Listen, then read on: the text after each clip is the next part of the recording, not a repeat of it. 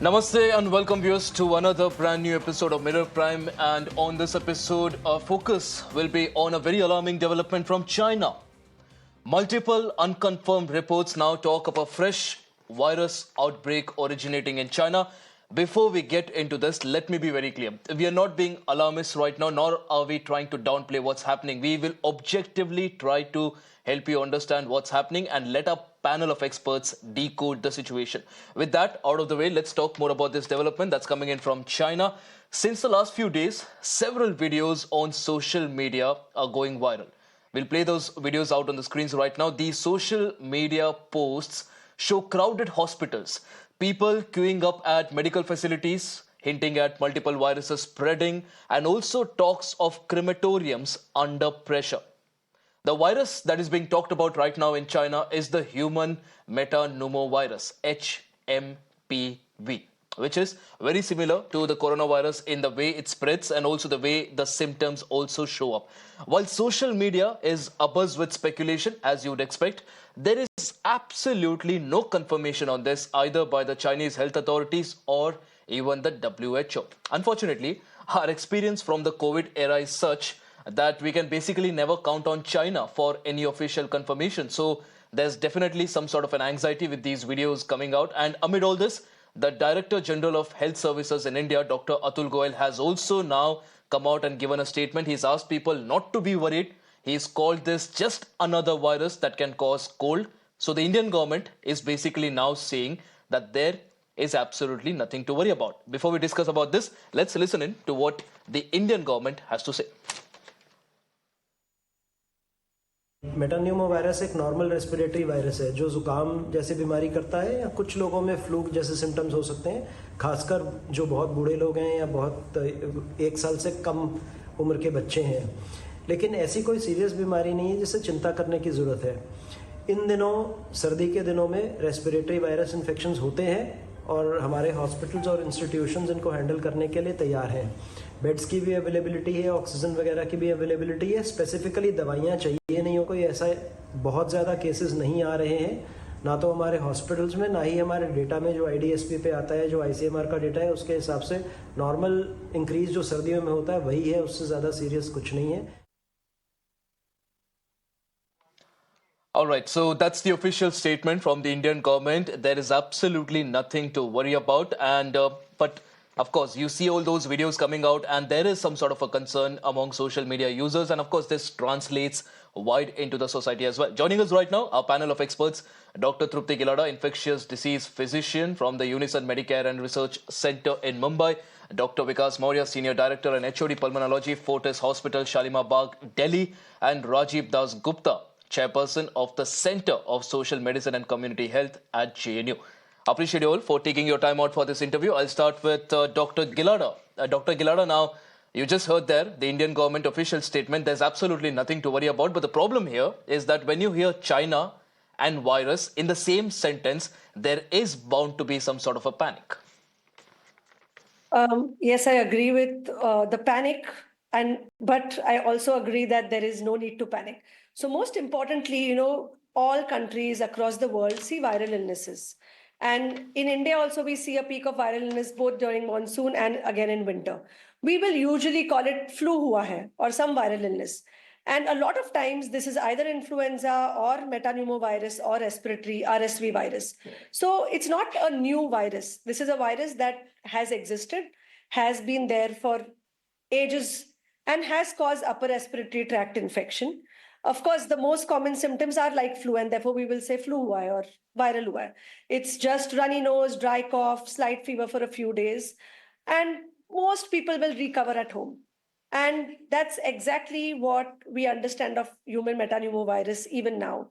So even though China might be seeing it, I don't think it's a need to panic yet.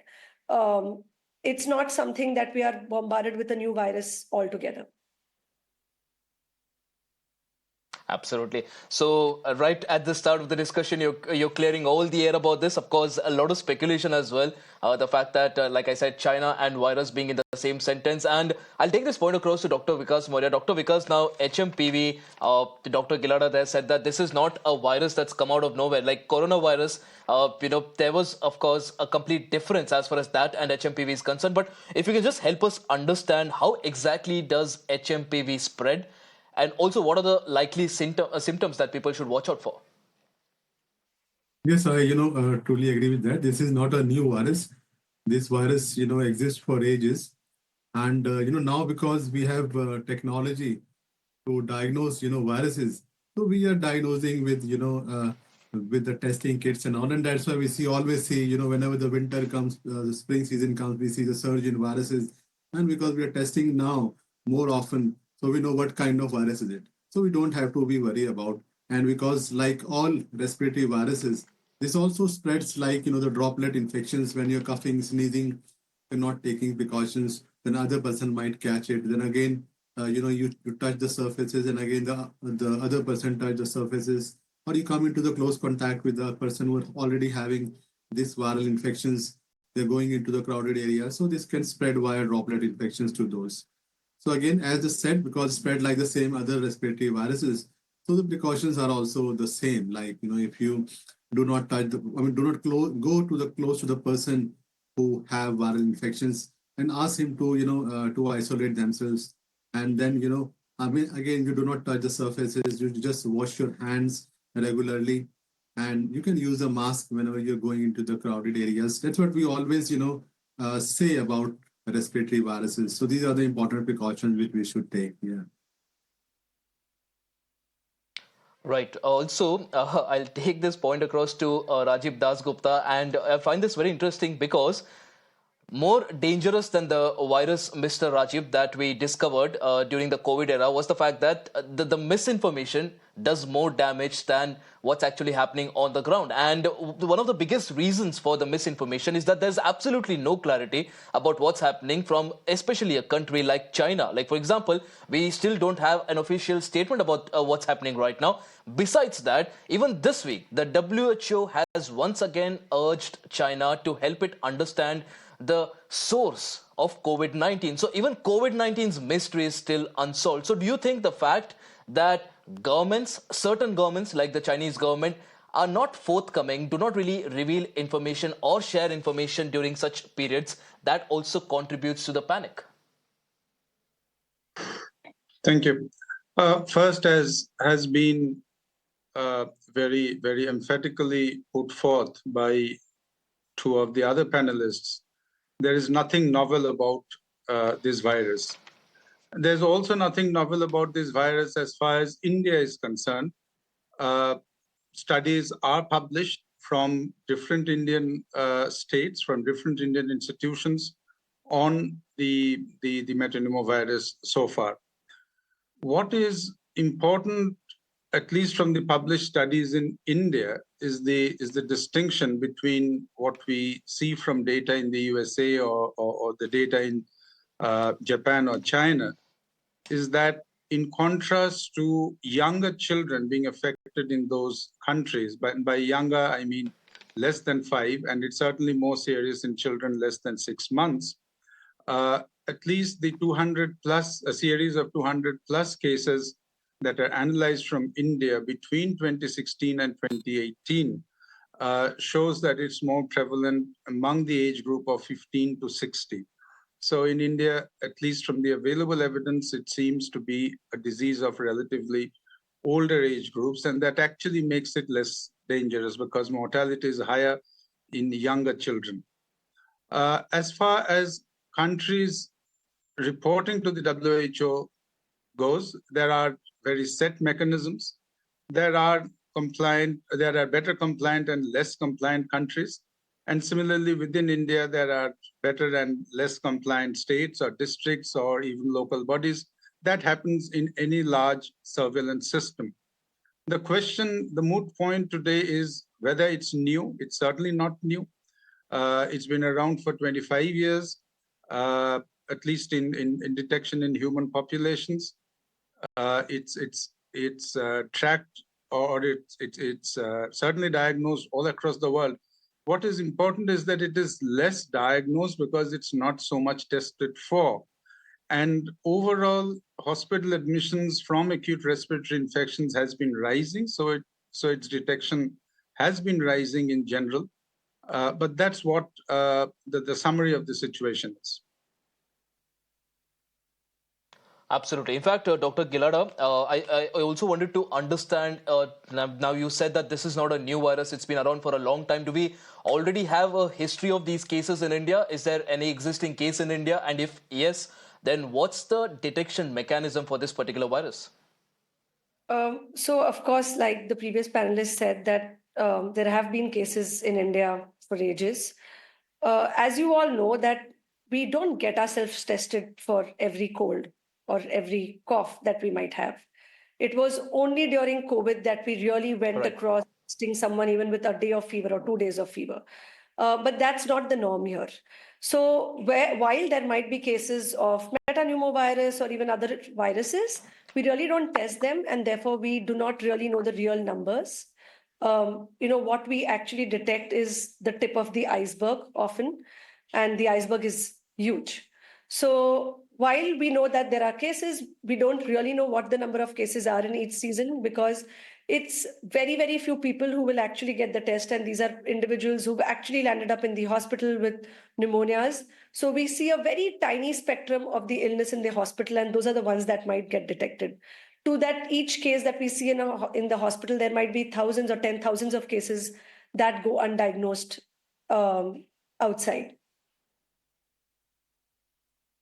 Absolutely. In fact, Dr. Vikas Maurya, now one of the things that we saw during the COVID era was the fact that now not many people died because of the virus itself. A lot of deaths were also attributed to the fact that people could not access basic medical facilities on time. Now, since that era to now, what are the changes that you've seen in the medical infrastructure in the country? Do you think, in case there is something that does happen, in fact, in the future or whenever it happens, if it happens, do you think India is now better prepared medically to handle such cases? Yeah, I think it's very, very clear that, we, after seeing COVID and the number of, the patients' involvement and the deaths, I think COVID was the most virulent organism and the most causing organism which caused most number of severe cases and the deaths so far which we have seen.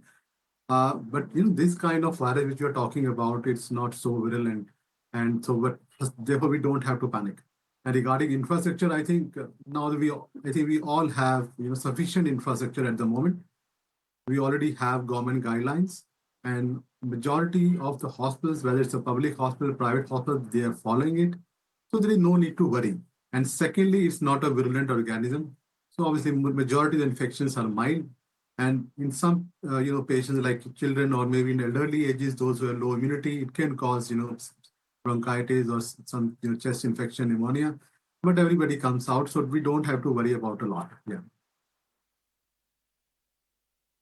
Right. Also, Mr. Rajiv, now, if we are talking about the mechanism, the information mechanism that has to exist in a country during such periods. Now, Dr. Gilada also said that there's absolutely nothing to panic, but the problem begins when there is the lack of information and there is misinformation from sources that should be avoided, and particularly on social media. So, is there any mechanism that you see the government now adopting? Yes, there's a statement that's already come out from the Indian government about how there's nothing to worry, but also at the same time, you open Twitter, you open any social media app, there are a lot of videos spreading, and suddenly there's this whole bunch of information that you're bombarded with about how there's this cocktail of viruses in China, there's hMPV that's going to probably spill over in India and cause a lot of damage. So how exactly does the government even try to counter it at this particular stage? Because this definitely does generate a lot of panic. You make a very important point, that how really does government counter social media disinformation, misinformation, etc.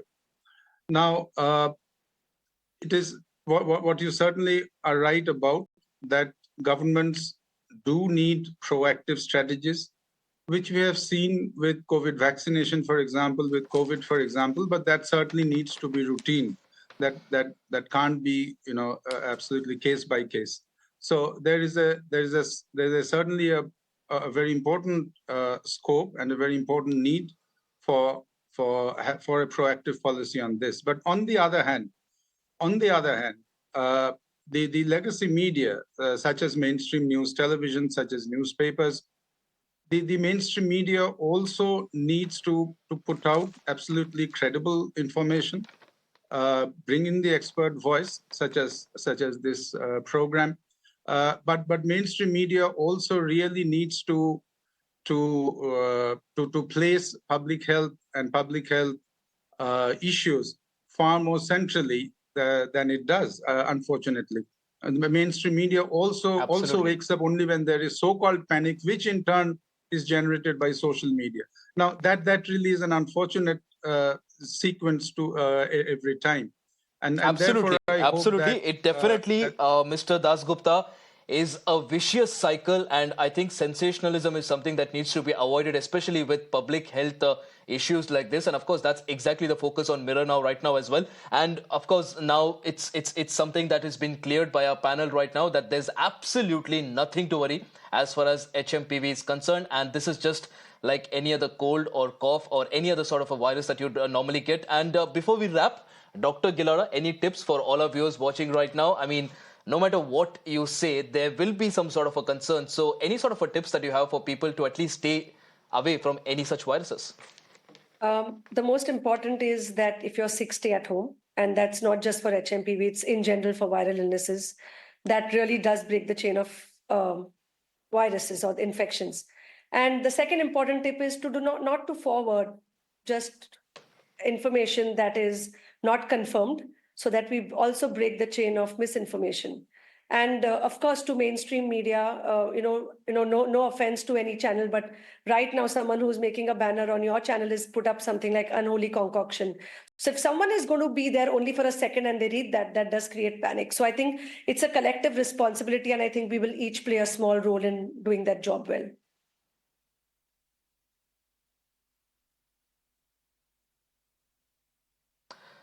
Right, Dr. Gilada, appreciate you joining us on the broadcast, and also Dr. Vikas Maurya and Rajiv Das Gupta, really appreciate you joining us today. And of course, very rightly put, sensationalism is something that should be avoided, and unfortunately, that's almost become a norm as far as such topics are concerned. And that also did play a major part in the panic that spread during the COVID era. And that's exactly why today in this program, we tried to make it absolutely clear that all the reports coming in from China, one, are unconfirmed. And even if they are true, this particular virus that is being that's being spoken about, it is also something that's not new. It's been around for ages now, and we already have ways to treat it. So I think there's absolutely nothing to panic as far as people are concerned, and viewers, of course, can also breathe a sigh of relief, quite literally. All right, appreciate joining us right now. Viewers, of course, on that note, let's now shift our focus